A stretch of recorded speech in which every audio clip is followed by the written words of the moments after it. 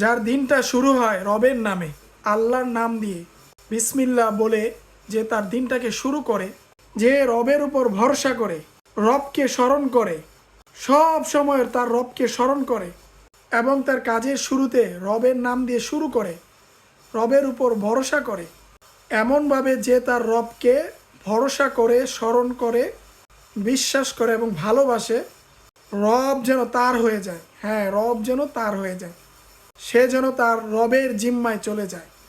সে তার রবের জিম্মায় চলে যাওয়া মানে তার সমস্ত কিছু আল্লাহই জিম্মাদার হয়ে যায়।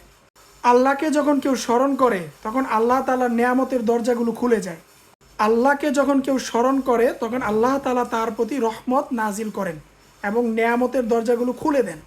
যদি কোনো মানুষ বা কোনো বান্দা যদি বলে যে আল্লাহ তোমার নামে আমার দিনটাকে আমি শুরু করলাম, তখন আল্লাহ তাআলা খুশি হয়ে যান। হ্যাঁ, আল্লাহ খুশি হয়ে যান।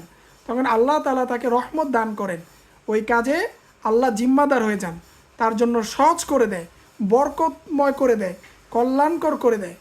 আল্লাহ যেন বলেন, বান্দা আমাকে স্মরণ করে তার কাজ শুরু করেছে, সে আমাকে ভালোবাসে, আমি আল্লাহ খুশি হয়ে এই কাজের জিম্মাদার হয়ে গেলাম, আমি তার জন্য এটাকে সুফল করে দিব, সহজ করে দিব এবং কল্যাণকর করে দিব এবং বরকতময় করে দিব।